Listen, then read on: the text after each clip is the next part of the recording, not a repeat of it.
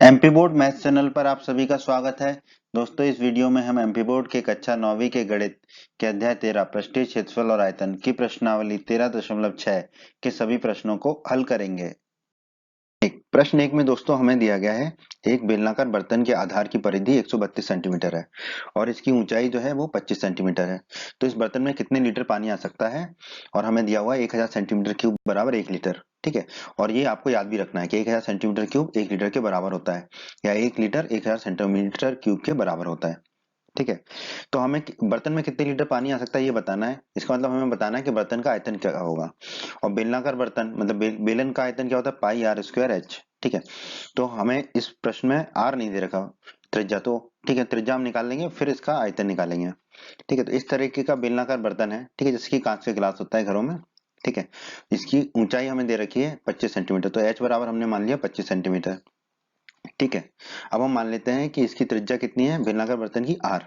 ठीक है, क्योंकि बेलनाकार बर्तन का आयतन का सूत्र का पाई आर स्क्वायर एच, आर हमें पता नहीं है तो आर हमें पहले निकालना पड़ेगा। ठीक है, और बेलनाकार बर्तन के आधार की परिधि 132 सेंटीमीटर प्रश्न में दे रखी है। ठीक है, और बेलनाकार बर्तन का आधार क्या होता है, वृत्त के आकार का होता है और वृत्त की परिधि का सूत्र होता है 2 गुना पाई गुना आर। तो बेलनाकार बर्तन के आधार की परिधि कितनी हो जाएगी, 2 गुना पाई गुना आर। अब ये 2 गुना पाई गुना आर किसके बराबर होगा, 132 सेंटीमीटर के, क्योंकि आधार आधार की परिधि 132 सेंटीमीटर हमें दे रखी है। तो हमने लिख दिया 2 गुना पाई गुना आर बराबर 132 सेंटीमीटर। अब हम पाई का मान रख देंगे, तो ये हो जाएगा 2 गुना पाई की जगह रख दिया 22/7 गुना आर बराबर 132। 2 गुना 22 हो जाएगा 44, तो ये हो जाएगा 44/7 गुना आर बराबर 132। ठीक है, अब 44/7 को हम दाईं तरफ ले जाएंगे तो ऊपर 7 चला जाएगा, 44 नीचे चला जाएगा। तो आर बराबर हमारा आ जाएगा 132 गुणा 7/44। ठीक है, 132 में 44 का भाग देंगे तो हमें 3 मिलेगा, तो आर बराबर हमारा आ जाएगा 3 गुणा 7। 3 गुणा 7 होता है हमारा 21। ठीक है, तो आर हमारा आ जाएगा 21 सेंटीमीटर।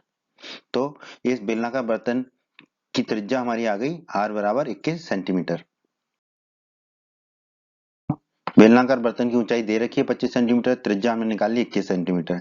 ठीक है, बेलन के आयतन का सूत्र होता है पाई आर स्क्वायर एच, मान रख देंगे हम। ठीक है, तो बेलनाकार बर्तन का आयतन कितना हो जाएगा, पाई की जगह रख देंगे 22/7 आर स्क्वायर, तो 21 का स्क्वायर हो जाएगा क्योंकि आर जो है हमने 21 निकाल चुके, तो 21 का स्क्वायर हो गया। और एच 25 दे रखा है तो एच की जगह हमने रख दिया 25। 21 के स्क्वायर को हम रख देंगे 21 गुणा 21, तो ये हो जाएगा 22/7 गुणा 21 गुणा 21 गुणा 25। अब 7, 21 में 7 का भाग देंगे। ठीक है, तो ये 7 कट जाएगा, 21 की जगह 3 आ जाएगा। ठीक है, तो हमें मिलेगा 22 गुणा 3 गुणा 21 गुणा 25।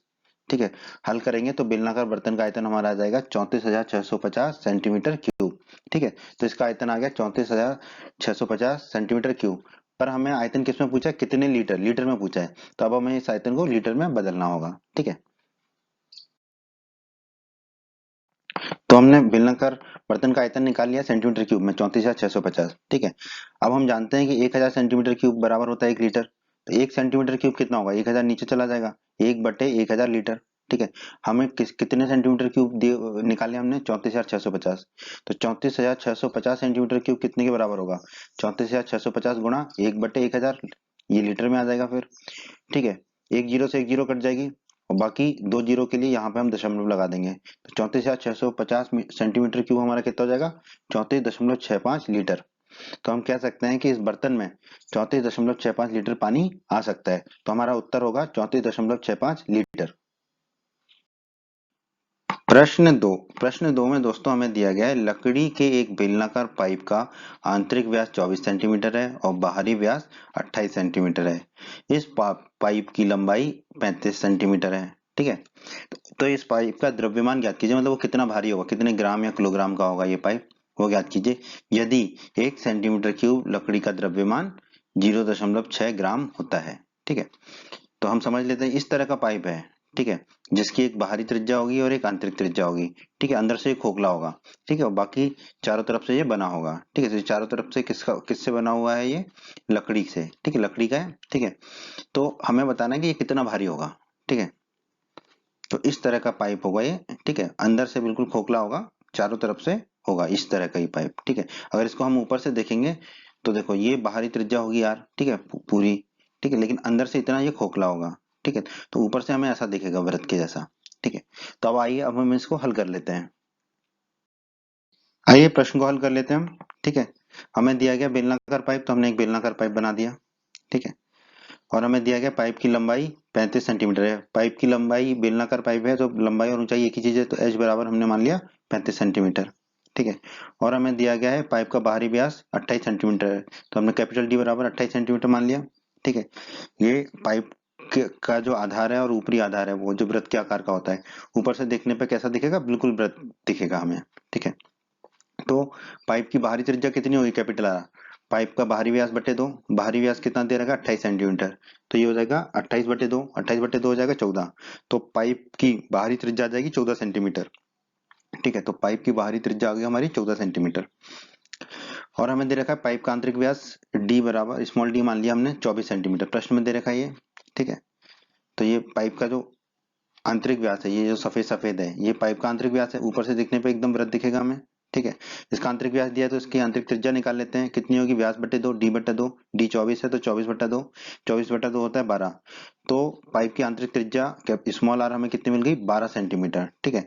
तो हमने यहाँ पर भी बना दी स्मॉल आर बराबर 12 सेंटीमीटर, ये हमें मिल गया। तो आगे बढ़ते हैं।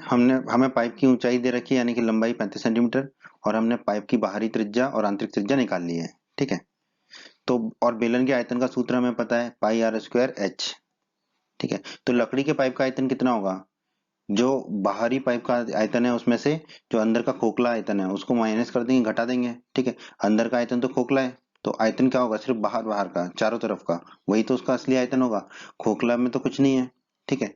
तो जो भरा हुआ है, जो लकड़ी का है, वो क्या है, वो बाहर बाहर का ही हिस्सा है, तो खोखले हिस्से को हमें घटाना होगा, तो हमने पूरे आयतन में से खोखले हिस्से का आयतन को घटा देंगे। ठीक है। तो pi R capital R square गुणा H minus pi small R square H. ठीक है। Pi capital R square H क्या है, पूरे, ठीक है, ये बड़े वाले बेलन का आयतन। ठीक है। इसमें से हम ये जो अंदर का बेलन है, खोखला बेलन है, ठीक है, इसके आयतन को घटा देंगे।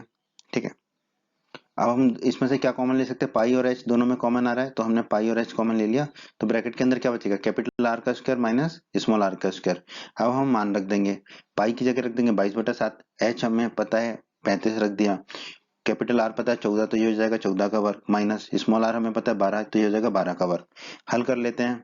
ठीक है। 35 में से 7 का भाग देंगे तो बचेगा 5, तो ये हो जाएगा 22 गुणा 5, 14 का वर्ग होगा 196 और 12 का वर्ग होगा 144।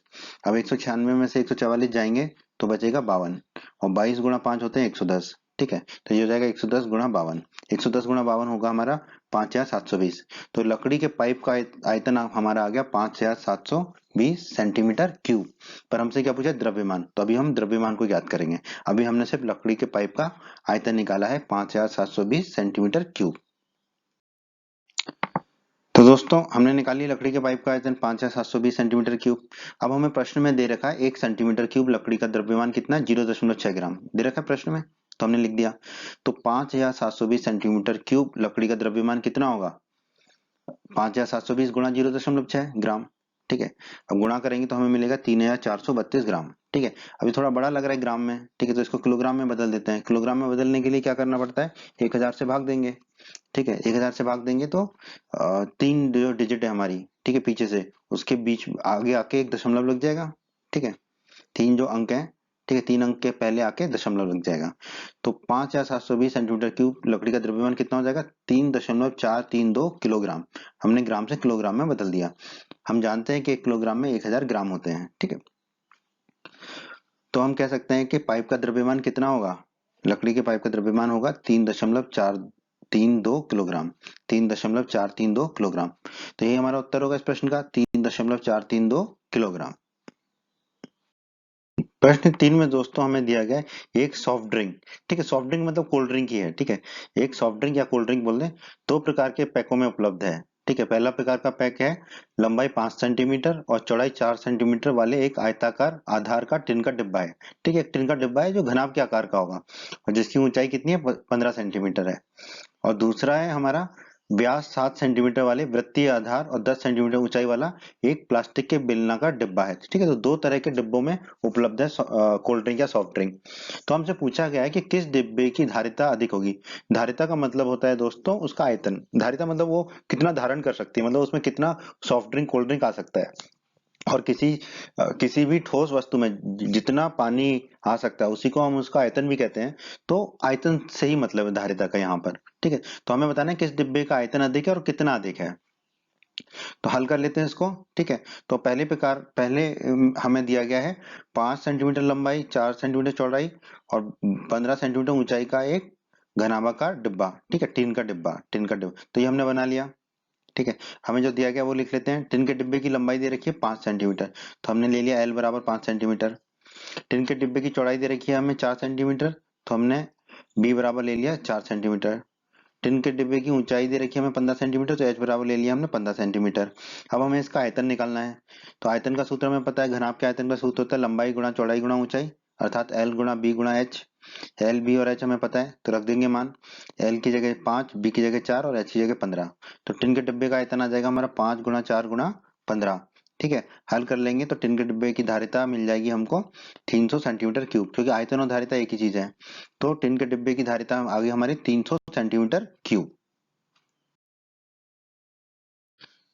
आइए अब हमें क्या निकालना है, अब हमें निकालना है प्लास्टिक के बेलनाकार डिब्बे का आयतन। ठीक है, उसकी धारिता। तो हमने एक प्लास्टिक का बेलनाकार डिब्बा बना दिया। ठीक है, हमें दिया गया है कि इस बेलनाकार डिब्बे की ऊंचाई, प्लास्टिक के डिब्बे की ऊंचाई कितनी है, 10 सेंटीमीटर। तो हमने कैपिटल एच बराबर लिख दिया 10 सेंटीमीटर। और हमें क्या दिया हुआ है, प्लास्टिक के डिब्बे का व्यास 7 सेंटीमीटर, तो कैपिटल डी बराबर हमने लिख लिया 7 सेंटीमीटर। पर हमें सूत्र के लिए त्रिज्या चाहिए होती है। तो प्लास्टिक के डिब्बे की त्रिज्या कितनी होगी, व्यास बटे 2, डी बटा 2। डी कितना है 7, तो ये हो जाएगा 7/2। तो त्रिज्या आ जाएगी हमारी 3.5 सेंटीमीटर। अब हम जानते हैं बेलन का आयतन का सूत्र होता है पाई आर स्क्वायर एच। ठीक है, हमें आर पता है और एच पता है, तो सूत्र में रख देंगे। तो प्लास्टिक के डिब्बे का आयतन हो जाएगा पाई कैपिटल आर स्क्वायर गुणा एच। कैपिटल आर पाई की जगह रख देंगे 22/7, कैपिटल आर की जगह रख देंगे 3.5। तो ये हो जाएगा 22/7 गुणा 3.5 का स्क्वायर। एच की जगह रख देंगे 10 गुणा एच। ठीक है, अब 22/7 को 22/7 रखा, 3.5 के वर्ग को लिखा हमने 3.5 गुणा 3.5 और फिर 10 को 10 ही लिखा। इसको हल करेंगे तो हमें प्राप्त होगा 385 सेंटीमीटर क्यूब। तो प्लास्टिक के डिब्बे की धारिता, ठीक है, आयतन और धारिता एक ही चीज होती है, तो प्लास्टिक के डिब्बे की धारिता हमें मिल गई 385 सेंटीमीटर क्यूब। तो दोस्तों, हमने टिन के डिब्बे की धारिता निकाल ली थी 300 सेंटीमीटर क्यूब और प्लास्टिक के डिब्बे की धारिता निकाल ली थी 385 सेंटीमीटर क्यूब। हम जानते हैं 385 300 से बड़ा है, तो हम यहाँ से निष्कर्ष निकाल सकते हैं, अतः प्लास्टिक के डिब्बे की धारिता अधिक है। ठीक है, ये उत्तर हो गया एक। तो हमारा कितनी अधिक है वो निकालने के लिए प्लास्टिक के डिब्बे और टिन के डिब्बे की धारिता का अंतर क्या है।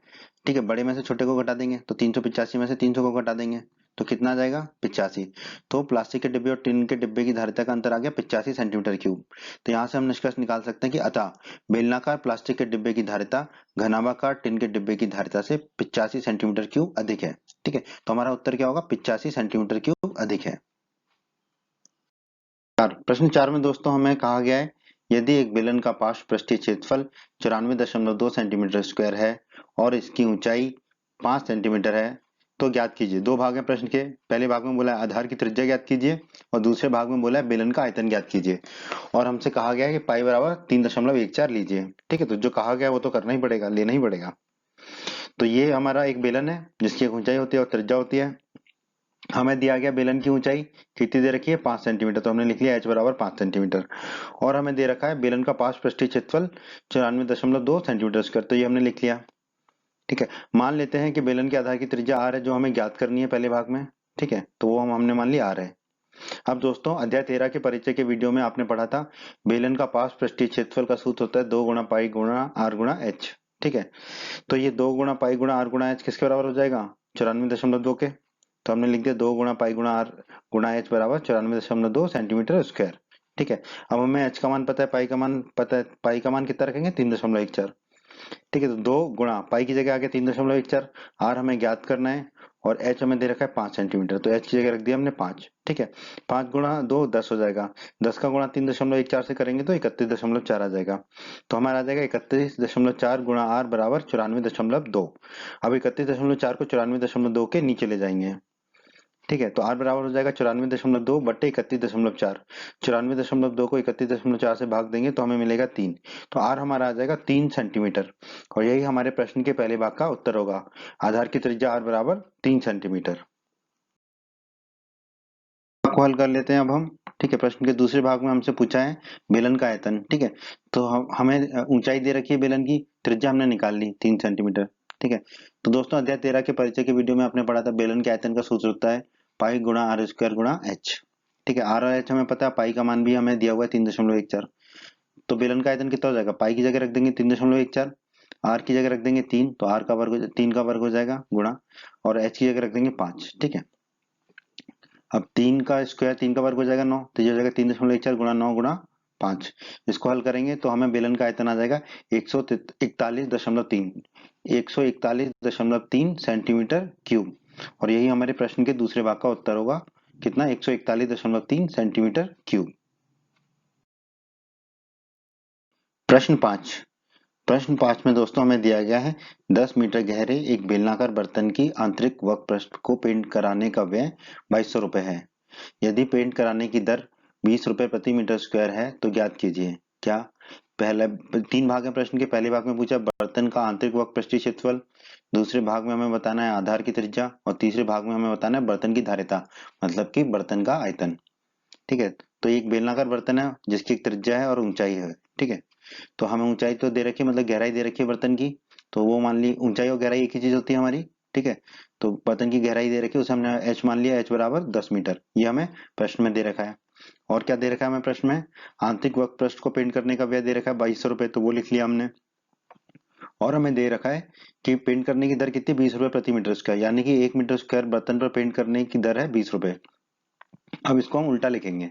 ठीक है, कि 20 रुपए में बर्तन का कितना क्षेत्रफल पेंट हो जाता है, 1 मीटर स्क्वायर। ठीक है, तो 1 रुपए में बर्तन का कितना क्षेत्रफल पेंट होगा, 20 नीचे चला जाएगा, 1/20 मीटर स्क्वायर। और यहाँ पे वे कितना हो रहा है, 2200 रुपए। तो 2200 रुपए में बर्तन का क्षेत्रफल कितना पेंट होगा, 2200 गुणा 1/20। ठीक है, 2200 गुणा 1/20, जीरो से जीरो काट देंगे, तो ये बचेगा 220 गुणा 1/2, यानी कि 110 मीटर स्क्वायर। तो 2200 रुपए में बर्तन का कितना क्षेत्रफल पेंट होगा, 110 मीटर स्क्वायर। ठीक है, और 2200 रुपए में हम क्या पेंट कर रहे हैं, बर्तन का आंतरिक वक्र पृष्ठ। ठीक है, तो 110 मीटर स्क्वायर ही क्या होगा, बर्तन का आंतरिक वक्र पृष्ठीय क्षेत्रफल होगा। ठीक है, तो हमारा पहले भाग का उत्तर आ जाएगा 110 मीटर स्क्वायर। उनके दूसरे भाग में हमसे पूछा है दोस्तों आधार की त्रिज्या क्या होगी। ठीक है, ऊंचाई तो हमें दे रखी है बेलन की 10 मीटर, और बर्तन का आंतरिक वक्र पृष्ठीय क्षेत्रफल हम निकाल चुके हैं 110 मीटर स्क्वायर। ठीक है, हम मान लेते हैं कि बेलनाकार बर्तन की त्रिज्या स्मॉल आर होगी, जो कि हमें ज्ञात करनी है इस भाग में। दोस्तों हम जानते हैं बेलन का वक्र पृष्ठीय क्षेत्रफल का सूत्र होता है 2 गुणा पाई गुणा आर गुणा एच। ठीक है, तो हम मान रख देते हैं 2 गुणा पाई गुणा आर गुणा एच किसके बराबर हो जाएगा, 110 के, क्योंकि यही बेलन का आंतरिक वक्र पृष्ठीय क्षेत्रफल है जो हमने पहले भाग में निकाला है प्रश्न के। ठीक है, तो 2 गुणा पाई गुणा आर गुणा एच किसके बराबर हो जाएगा, 110 के। ठीक है, अब मान रख देते हैं हम, 2 तो 2 है, पाई की जगह 22/7 रखा, आर हमें ज्ञात करना है, और एच कितना है 10, तो एच की जगह हमने रखा 10।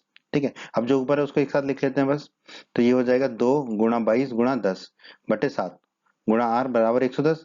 अब ये 2 गुणा 22 गुणा 10/7 को हम दाईं तरफ ले जाएंगे तो उल्टा हो जाएगा, 7 ऊपर चला जाएगा और जो ऊपर वाला हिस्सा नीचे आ जाएगा, तो आर बराबर हो जाएगा 110 गुणा 7/2 गुणा 22 गुणा 10। ठीक है, अब 110 को 22 से काटेंगे तो पूरा कट जाएगा, ऊपर 5 बचेगा, फिर वो 5 को 10 से काटेंगे तो नीचे 2 बचेगा। ठीक है, तो आर बराबर हमें मिलेगा 7/4। 7/4 कितना होता है दोस्तों, 1.75, तो आर आ जाएगा हमारा 1.75 मीटर। ठीक है, और यही हमारे प्रश्न के दूसरे भाग का उत्तर होगा कि आधार की त्रिज्या है आर बराबर 1.75 मीटर। तीसरे भाग को हल कर लेते हैं हम। प्रश्न के तीसरे भाग में दोस्तों हमसे पूछा है बर्तन की धारिता, मतलब कि बर्तन का आयतन ज्ञात कीजिए। हमें एच पता है, दिया हुआ है प्रश्न में 10 मीटर, और आधार की त्रिज्या हमने निकाल ली है, आर बराबर 1.75 मीटर। तो दोस्तों हम जानते हैं बेलन के आयतन का सूत्र होता है पाई गुणा आर स्क्वायर गुणा एच। ठीक है, हमें सारा पता है, एच पता है, आर पता है और पाई पता है, मान रख देते हैं। तो बेलनाकार बर्तन का आयतन हो जाएगा, पाई की जगह रख देंगे 22/7, आर की जगह रख देंगे 1.75, तो ये हो जाएगा 1.75 का वर्ग, और एच की जगह रख देंगे हम 10 गुणा 10। अब 1.75 का वर्ग है तो इसे 2 बार लिख देंगे, तो ये हो जाएगा 22/7 गुणा 1.75 गुणा 1.75 गुणा 10। 1.75 को अगर 7 से काटेंगे तो ऊपर मिलेगा हमें 0.25, तो ये हो जाएगा हमारा बेलनाकार बर्तन की धारिता बराबर 22 गुणा 0.25 गुणा 1.75 गुणा 10। पूरे को गुणा करेंगे तो हमें मिलेगा 96.25 मीटर क्यूब। ठीक है, ये बेलनाकार बर्तन की धारिता होगी, क्योंकि धारिता और आयतन एक ही चीज होती है। ठीक है। अब हम इसे लीटर किलो लीटर में बता देते हैं। हम जानते हैं 1 मीटर क्यूब बराबर होता है 1000 लीटर। 1000 लीटर है तो 1000 को 1 किलो भी बोलते हैं। 1000 का मतलब किलो भी होता है। तो 1000 लीटर कितना होगा? 1 किलो लीटर। तो 1 मीटर क्यूब किसके बराबर होगा? 1 किलो लीटर के बराबर। ठीक है। 1 मीटर क्यूब होगा 1 किलो लीटर के बराबर। ठीक है। तो बेलनाकार बर्तन की धारिता हम क्या बोल सकते हैं? 96.25 मीटर क्यूब है। तो मीटर क्यूब की जगह किलो लीटर लिख सकते हैं। तो बेलनाकार बर्तन की धारिता हो जाएगी हमारी 96.25 किलो लीटर। और यही हमारे प्रश्न का तीसरे भाग का उत्तर होगा, 96.25 किलो लीटर। प्रश्न 6। प्रश्न 6 में दोस्तों हमें दिया गया एक ऊंचाई 1 मीटर वाले एक बेलनाकार बर्तन की धारिता 15.4 लीटर है। मतलब उसका जो आयतन है वो 15.4 लीटर है। इसको बनाने के लिए कितने वर्ग मीटर धातु की शीट की आवश्यकता होगी? ठीक है। तो इसका मतलब हमें उस बेलनाकार बर्तन का कुल पृष्ठीय क्षेत्रफल ज्ञात करना है। तो हम बता पाएंगे कितने वर्ग मीटर धातु की शीट की आवश्यकता होगी। यहाँ पे वर्ग मीटर में पूछा है। ठीक है। तो वर्ग मीटर में ही हमें उसको निकालना होगा। ऊंचाई भी हमें मीटर में दे रखी है, लेकिन धारिता लीटर में दे रखी है। ठीक है। तो ये इस तरह का बेलनाकार बर्तन होगा हमारा। ठीक है। हमें दिया गया बेलनाकार बर्तन की ऊंचाई h बराबर 1 मीटर मान लेते हैं हम। ठीक है। 1 मीटर दी हुई है तो उसको h मान लेते हैं। ठीक है। और हमें दिया गया बेलनाकार बर्तन की धारिता है 15.4 लीटर। ठीक है। हम जानते हैं 1000 लीटर बराबर होता है 1 मीटर क्यूब। अब हमें इसको लीटर को मीटर क्यूब में बदलना पड़ेगा, क्योंकि हमसे वर्ग मीटर में पूछा है कितनी धातु की शीट की आवश्यकता होगी। ठीक है। तो मीटर में बदलना पड़ेगा। तो 1 लीटर कितना हो जाएगा? 1000 नीचे चला जाएगा। 1 लीटर होगा 1/1000 मीटर क्यूब। ठीक है। लेकिन बर्तन की धारिता कितनी दे रखी है हमें? 15.4 लीटर। तो 15.4 लीटर कितना होगा? 15.4 गुणा 1/1000, 1 लीटर। ठीक है। 1/1000 मीटर क्यूब। तो इसको हल करेंगे तो 15.4 लीटर हमारा आ जाएगा 0.0154 मीटर क्यूब। तो हम कह सकते हैं बेलनाकार बर्तन की धारिता या आयतन कितना है? 0.0154 मीटर क्यूब। हमने बेलनाकार बर्तन का आयतन निकाल लिया मीटर क्यूब में 0.0154 मीटर क्यूब। पर हमें क्या निकालना है? कुल पृष्ठीय क्षेत्रफल। उसके लिए हमें त्रिज्या और ऊंचाई पता होनी चाहिए। ऊंचाई तो पता है पर त्रिज्या नहीं पता है। ठीक है। तो पहले तो हमें त्रिज्या निकालनी पड़ेगी इस बेलन की। ठीक है। बर्तन की। तो मान लेते हैं कि बेलनाकार बर्तन की त्रिज्या कितनी है? r है, जो कि अभी हमें निकालनी है। ठीक है। उसके बाद हम कुल पृष्ठीय क्षेत्रफल निकालेंगे। ठीक है। बेलन के आयतन का सूत्र हमें पता है πr²h। ठीक है। और बेलन का आयतन हमने निकाला है, हमें दे रखा है 0.0154 मीटर क्यूब। ठीक है। तो πr²h किसके बराबर हो जाएगा? 0.154 मीटर क्यूब के। ठीक है। पाई की जगह हम कितना रख देंगे? 22/7। आर तो हमें निकालना है अभी, तो r² रखा। एच कितना है? 1 मीटर, तो एच की जगह रख दिया हमने 1 मीटर। ठीक है। तो ये हो गया हमारा πr²h बराबर 0.0154 मीटर क्यूब, जो कि बेलनाकार बर्तन का आयतन है। ठीक है। एक से किसी भी चीज का गुणा करते तो वो ये बचता है। तो पाई 22/7 गुणा r² बराबर हो जाएगा 0.0154। ठीक है। अब ये 22/7 को हम दूसरी तरफ ले जाएंगे दाईं तरफ, तो 7/22 हो जाएगा। तो r² हमें मिल जाएगा 0.0154 गुणा 7/22। ठीक है। इसको हल करेंगे तो r² हमारा आ जाएगा 0.0049। ठीक है। अब हमें r निकालना है, तो इस तरफ क्या आ जाएगा? Under root. आर बराबर हो जाएगा अंडर रूट 0.0049। ठीक है। अब इसके गुणनखंड निकाल लेते हैं, तो 0.0049 होगा हमारा 0.07 गुणा 0.07। आर बराबर हो गया अंडर रूट के अंदर। ठीक है। तो अंडर रूट के बाहर एक आ जाएगा 0.07, तो आर हमारा आ जाएगा 0.07 मीटर। तो त्रिज्या हमारी आ गई इस बेलनाकार बर्तन की 0.07 मीटर। हमें एच दे रखा है दोस्तों 1 मीटर, आर हमने निकाले 0.07 मीटर। अब हम जानते हैं बेलन का कुल पृष्ठीय क्षेत्रफल का सूत्र होता है 2 गुणा पाई गुणा आर, ब्रैकेट के अंदर आर धन एच। ठीक है। सबके मान रख देंगे हम। तो बर्तन का कुल पृष्ठीय क्षेत्रफल हमारा आ जाएगा 2 को, तो 2 लिखा, पाई को लिखा हमने 22/7, आर है 0.07, ब्रैकेट के अंदर आर 0.07 और एच की जगह रख दिया 1। ठीक है। अब 0.07 से 7 को काटेंगे तो मिल जाएगा 0.01। तो ये हमारा हो जाएगा, 2 को 2 लिखा, 22 को 22 लिखा, 0.07 क्या रह गया हमारा? 0.01, और नीचे वाला 7 चला गया। और 0.07 धन 1 कितना हो जाएगा? 1.07। इसको हल करेंगे तो बर्तन का कुल पृष्ठीय क्षेत्रफल हमारा आ जाएगा 0.4708 मीटर स्क्वायर। तो हम कह सकते हैं बेलनाकार बर्तन को बनाने के लिए हमें 0.4708 मीटर स्क्वायर धातु की शीट की आवश्यकता होगी। तो यही हमारा उत्तर होगा दोस्तों, 0.4708 मीटर स्क्वायर। ठीक है। प्रश्न 7 में दोस्तों हमें दिया गया है शीशे की एक पेंसिल, लीड पेंसिल, ठीक है, जो लकड़ी की पेंसिल होती है, ठीक है, वो लकड़ी के एक बेलन के अभ्यंतर, अभ्यंतर मतलब अंदर, लकड़ी के एक बेलन के अभ्यंतर में मतलब लकड़ी के एक बेलन के अंदर में ग्रेफाइट से बने ठोस बेलन को डालकर बनाई गई है। ठीक है, तो इसको समझ लेते हैं। ये लकड़ी का बेलन है, इसके अंदर ग्रेफाइट का एक ठोस बेलन डाल दिया, ठीक है, जो आपकी पेंसिल की नुकीली नोक होती है वो, तो ये आपकी पेंसिल बन गई। ठीक है, लकड़ी चारों तरफ लकड़ी है और बीच में उसमें ग्रेफाइट है, जो नुकीली नोक जिससे आप लिखते हो वो। ठीक है, पेंसिल का व्यास 7 मिलीमीटर है और ग्रेफाइट का व्यास 1 मिलीमीटर है। यहाँ पे आप बीमा याद रखिएगा, ये मिलीमीटर में दे रखी है। ठीक है, पेंसिल का व्यास 7 मिलीमीटर और ग्रेफाइट, पेंसिल का व्यास मतलब ये जो पीला पीला है इसका व्यास 7 मिलीमीटर दे रखा है, और ग्रेफाइट मतलब ये जो काला काला है इसका व्यास 1 मिलीमीटर दे रखा है। यदि पेंसिल की लंबाई 14 सेंटीमीटर है, ठीक है, ये पीले वाले लकड़ी के भाग की भी और ग्रेफाइट दोनों की लंबाई कितनी है, 14 सेंटीमीटर, तो लकड़ी का आयतन जो पीला पीला भाग है काले भाग को छोड़ के, लकड़ी का आयतन और ग्रेफाइट का आयतन जो काला काला भाग है उसका आयतन हमें ज्ञात करना है। ठीक है, तो जो दिया गया है वो लिख लेते हैं पहले हम। पेंसिल की लंबाई दे रखी है 14 सेंटीमीटर, तो एच बराबर हम मान लेते हैं 14 सेंटीमीटर। ठीक है, लंबाई ऊंचाई एक ही चीज होगी बेलन के लिए। पेंसिल का व्यास दे रखा है, ठीक है, ये जो पीला पीला है इसका व्यास दे रखा है हमें 7 मिलीमीटर। ठीक है, तो अब इसको हम पहले सेंटीमीटर में बदल लेते हैं। मिलीमीटर को सेंटीमीटर में बदलने के लिए 10 का भाग देना पड़ता है, 7 में 10 का भाग देंगे तो 0.7 सेंटीमीटर हमें मिल जाएगा पेंसिल का व्यास। लेकिन व्यास से कुछ नहीं होता, हमें त्रिज्या चाहिए। तो पेंसिल की त्रिज्या क्या होगी, कैपिटल आर बराबर पेंसिल का व्यास बटे 2। ठीक है, कैपिटल डी बटे 2, कैपिटल डी है पेंसिल का व्यास है 0.7 सेंटीमीटर, तो 0.7 रखा बटे 2, तो पेंसिल की त्रिज्या कैपिटल आर आ गई हमारी 0.35 सेंटीमीटर। ठीक है, ये है कैपिटल आर। ठीक है, पेंसिल की त्रिज्या कितनी आ गई, 0.35 सेंटीमीटर। अब हमें ग्रेफाइट का व्यास दे रखा है, ठीक है, ग्रेफाइट का व्यास कितना दे रखा है, 1 मिलीमीटर, तो हमने स्मॉल डी बराबर 1 मिलीमीटर लिख लिया।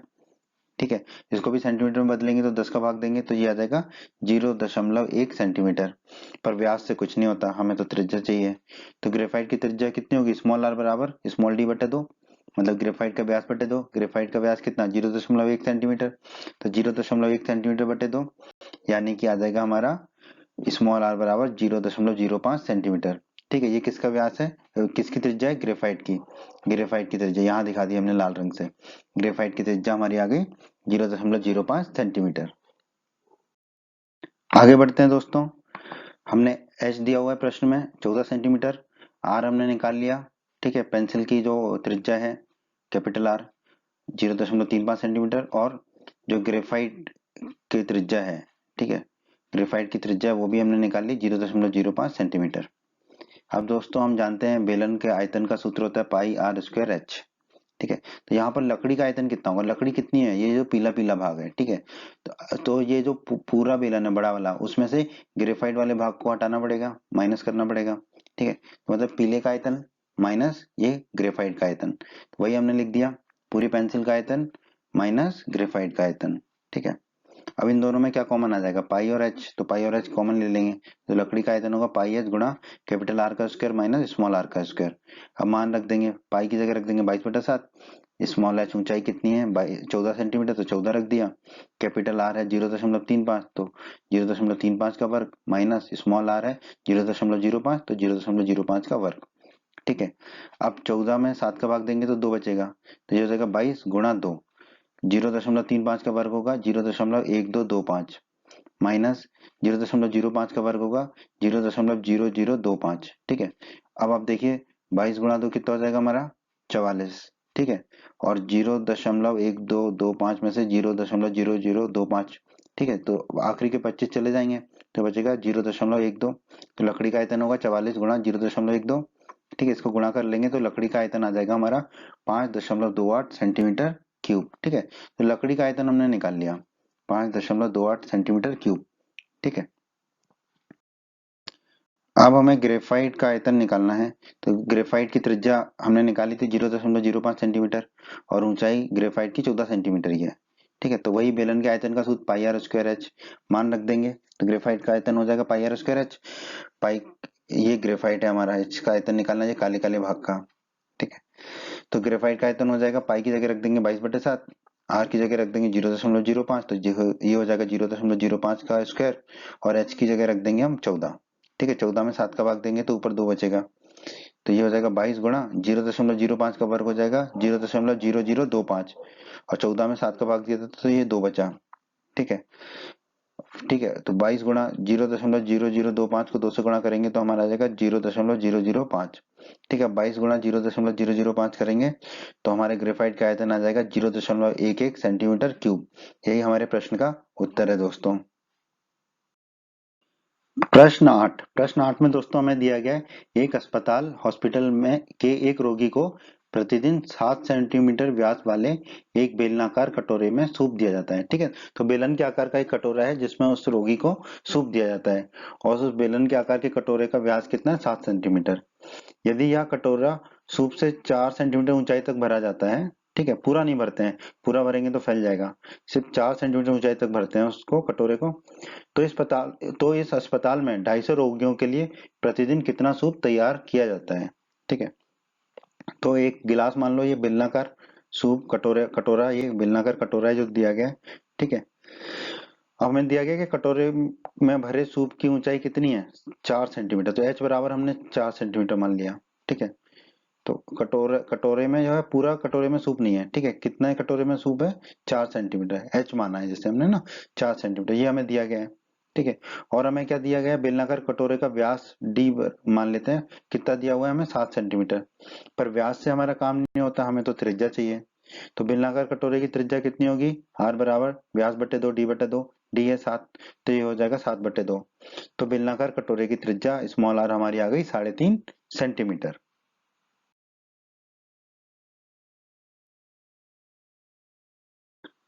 तो हमने निकाल लिया कि ये जो कटोरा है इसकी त्रिज्या कितनी है, 3.5 सेंटीमीटर, और ऊंचाई तो दे रखी है सूप की 4 सेंटीमीटर। तो हम पहले निकाल लेते हैं एक रोगी को कितना सूप देंगे। ठीक है, बेलन के आयतन का सूत्र हमें पता है, पाई आर स्क्वायर एच।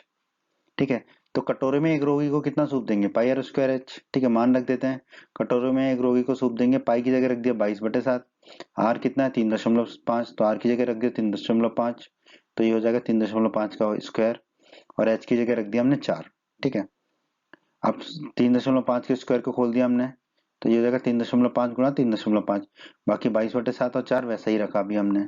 ठीक है, अब 3.5 से 7 को भाग देंगे तो कितना मिलेगा हमें, 0.5, तो 22 गुणा 0.5 गुणा 3.5 गुणा 4। ठीक है, इसको हल कर लेंगे तो हमें आ जाएगा 154 सेंटीमीटर क्यूब। तो कटोरे में एक रोगी के सूप का आयतन आ गया हमारा कितना, 154 सेंटीमीटर क्यूब। तो एक रोगी जो है 154 सेंटीमीटर क्यूब सूप मिलता है उसको। पर हमसे कितने रोगियों के लिए पूछा है, 250 रोगियों के लिए। तो अभी हमने एक का निकाला है, तो अब अभी हमने एक रोगी के सूप का आयतन तो निकाल लिया 154 सेंटीमीटर क्यूब, लेकिन हमें निकालना 250 रोगियों के लिए। तो 250 रोगियों के लिए सूप का आयतन कितना होगा, 250 गुणा 154। ठीक है, 250 गुणा 154 को हल करेंगे तो आ जाएगा 38,500 सेंटीमीटर क्यूब।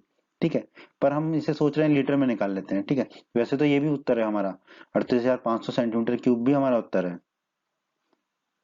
हम जानते हैं क्या, सेंटीमीटर क्यूब बराबर होता है हमारा 1 लीटर। तो 1 सेंटीमीटर क्यूब कितना होगा, 1/1000 लीटर, और यहाँ पे हमें कितना सेंटीमीटर क्यूब निकला हमारा, 38,500। तो 38,500 सेंटीमीटर क्यूब बराबर कितना होगा, 38,500 गुणा 1/1000, 1/1000। ठीक है, 2 जीरो से 2 जीरो कट जाएगी, और 1 जीरो एक्स्ट्रा है तो ये आ जाएगी 38.5, तो हमारा आ जाएगा 38.5 लीटर। ठीक है, तो 250 रोगियों के लिए सूप का आयतन कितना आ जाएगा हमारा, 38.5 लीटर। तो हम कह सकते हैं अतः 250 रोगियों के लिए प्रतिदिन 38.5 लीटर सूप तैयार किया जाता है। तो हमारे प्रश्न का उत्तर होगा 38.5 लीटर और 38,500 सेंटीमीटर क्यूब। ठीक है, ये हमारे प्रश्न का उत्तर होगा। उम्मीद करता हूं दोस्तों आपको हमारा ये वीडियो पसंद आया होगा। आप हमारे YouTube चैनल को सब्सक्राइब करें, हमारे इस वीडियो को लाइक करें, इस वीडियो को अपने दोस्तों के साथ शेयर करें, और अपने एमपी बोर्ड के हिंदी माध्यम के सभी दोस्तों को हमारे वीडियोस और चैनल के बारे में अवश्य बताएं, ताकि एमपी बोर्ड के हिंदी मीडियम के सभी छात्रों को इसका लाभ हो सके। धन्यवाद दोस्तों।